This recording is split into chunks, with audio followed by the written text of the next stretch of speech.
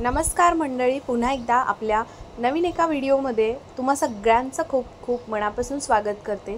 तर आपण आज इथे बघणार आहोत श्राद्धाची वडी असेल किंवा पातवडी असेल किंवा मग थापी वडी असेल, तुम्ही काय म्हणता ते मात्र मला जरूर शेवटी कमेंट करून सांगायचं आहे।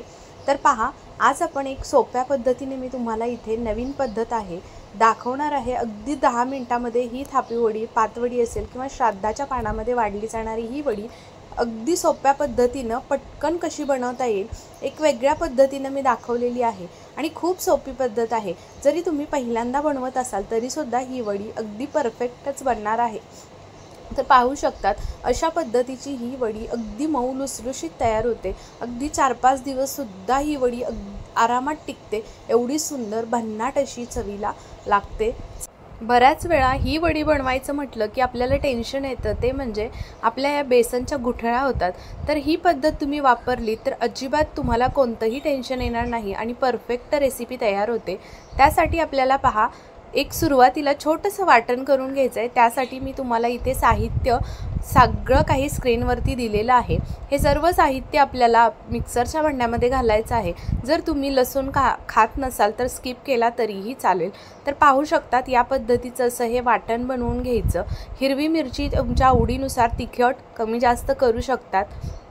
वाटण तयार करून घेतलं। आता आपण इथे 1 कप बेसन घेतलेलं आहे। आता वाटीचं प्रमाण तुम्ही सेट केलं तरीही चालेल। जर वाटी असेल तर 1 वाटी भरून आपल्याला बेसन घ्यायचं आहे आणि 1 वाटी बेसनसाठी आपल्याला 1 कप पाणी घालायचं आहे। तर पाहू शकतात, या पद्धतीनं आपल्याला पीठ हे सुरुवातीला चाळूनच घ्यायचं आहे। इथे मी चाळून घेतलेलं आहे, ते मी तुम्हाला दाखवलेलं नाही, पण सुरुवातीला पीठ चाळून घेतलं की अजिबात जास्त गाठी गुठळ्या होत नाहीत। आणि या पद्धतीनं पाणी घालून थोडं पाणी घालून आपल्याला पूर्ण 1 कप पाणी याच्यामध्ये घालून पहा, अशा पद्धतीचा हा बॅटर बनवून घ्यायचा आहे। तर पाहू शकतात, अजिबात गाठी गुठळ्या राहिल्या नाहीत, जरी राहिल्या तरी चमच्याने मोडून घ्यायच्या। तर साईडला ठेवून दिलं बॅटर। आता कढईमध्ये पहा, 2 चमचे तेल घातलेलं आहे। मोहरी छान तडतडली, मोहरीची फोडणी करायची। मोहरी तडतडली की जिरे घालायचे। अर्धा चमचा जिरे घातले, छान जिरे सुद्धा फुललेले आहेत। तर त्याच्यामध्ये पाव चमचा आपल्याला हिंग घालायचं आहे। हिंग घातल्याने खूप छान स्वाद येतो आणि पोटासाठी सुद्धा बऱ्यापैकी, लहान मुलं जरी खात असतील तरी सुद्धा खूप फायदेशीर आहे। हिंग घातला, त्याच्यानंतर पहा, आपण जे वाटण बनवून घेतलं होतं ते वाटण घालायचं। आता याच्यामध्ये आलं लसूण घातलेलं आहे, त्याच्यामुळे आपल्याला या वाटणाचा पूर्णपणे कच्चापणा दूर होईपर्यंत हे छान परतवून घ्यायचं आहे। त्याच्यानंतरच आपल्याला याच्यामध्ये हळद पावडर घालायची। तर हळद पावडर इथे अर्धा चमचा घातलेली आहे, पाहू शकतात। त्याच्यानंतर आपल्याला छान मिक्स करून घ्यायचं आहे आणि सुरुवातीला आपण 1 कपासाठी 1 कप पाणी वापरलं होतं बेसनच्या घोळमध्ये। आता आपल्याला इथे अर्धा कप पाणी वापरायचं आहे किंवा अर्धी वाटी पाणी असेल तरीही चालेल। तर अर्धी वाटी पाणी घातलं। प्रमाण पहा, अतिशय साधं सोपं आहे, लक्षात राहण्यासारखं। अर्धी वाटीच फक्त पाणी वापरायचं आहे, त्याच्यापेक्षा जास्त अजिबात 1 चमचासुद्धा वापरायचं नाही। चवीनुसार मीठ घालून घेतलं। गॅसची फ्लेम लो करायची आहे। पाण्याला छान खळखळून उकळी काढायची आणि मगच आपल्याला हा बेसनचं जे बॅटर बनवून घेतलं आहे ते थोडं करून घालायचं आहे आणि अशा पद्धतीने विस्करच्या मदतीने पहा, आपल्याला छान फेटून घ्यायचं आहे। एका हाताने मिश्रण घालायचं आणि एका हाताने आपल्याला छान फेटायचं आहे। तर पाहू शकतात, शेवटपर्यंत आपल्याला गॅसची फ्लेम ही लोच ठेवायची आहे, अजिबात गॅसची फ्लेम वाढवायची नाही। आता अशा पद्धतीने आपल्याला 5 मिनिटामध्ये छान असं हे मिश्रण अगदी दाटसर होऊन तयार होतं। तर अशा पद्धतीचं इथे दाटसर मिश्रण तयार झालेलं आहे, पाहू शकतात।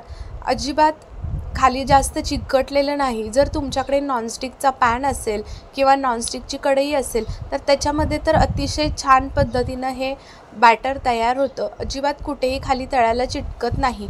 तर आता हे जे काही चिकटलेलं आहे ते सुद्धा पहा, आपल्याला खाताना खूप छान लागतं। हे सुद्धा खरवडलेलं काढून घ्यायचं आणि मस्त लागतं खाण्यासाठी।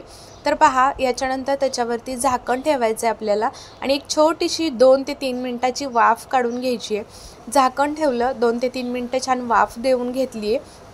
तोपर्यंत ज्याच्यामध्ये आपल्याला हे मिश्रण सेट करायचं आहे, वडी थापायची आहे, त्या ताटाला असेल किंवा मग प्लेटला असेल आपल्याला तेल लावून घ्यायचे।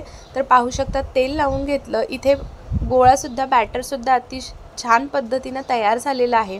आता हे ओळखायचं कसं अतिशय परफेक्ट तयार झालंय तर काय करायचं, सुरुवातीला चमच्याने चेक करायचं, चमच्याला सुद्धा बॅटर कुठे चेक लागलेलं नाही आणि थोडासा ओला हात घ्यायचा आहे आपल्याला करून आणि तो बॅटरवरती ठेवून द्यायचा।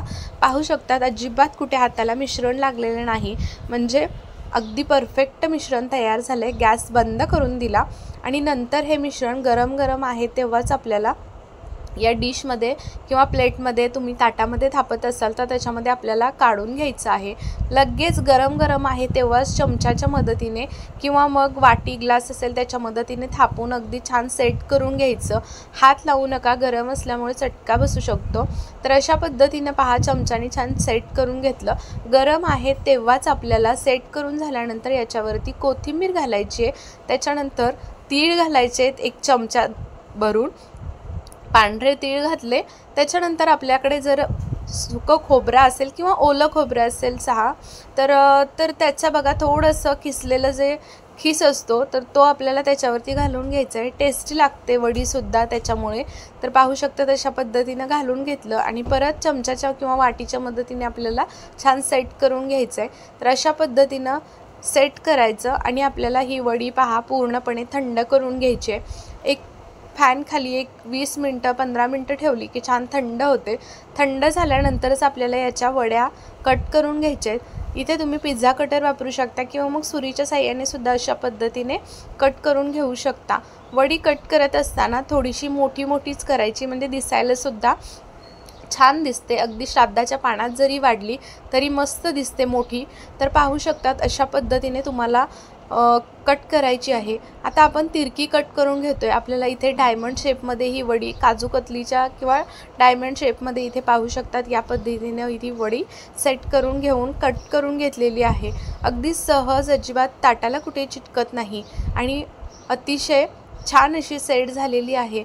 पाहू शकतात अगदी जवळून सुद्धा दाखवते, दिसायला सुद्धा खूप सुरेख दिसते आणि मऊ लुसलुशीत तयार झालेली आहे। तर अगदी तुम्ही पहिल्या वेळी जरी बनवत असाल तरी सुद्धा ही पद्धत तुम्ही वापरलात तर वडी कुठेही बिघडणार नाही आणि श्राद्धाच्या पानातच काय असंही तुम्ही टिफिनसाठी बनवू शकता। मुलांना सुद्धा हिंडत फिरत खाण्यासाठी एवढी भन्नाट चवीची होते की अगदी लगेच संपवून टाकतील।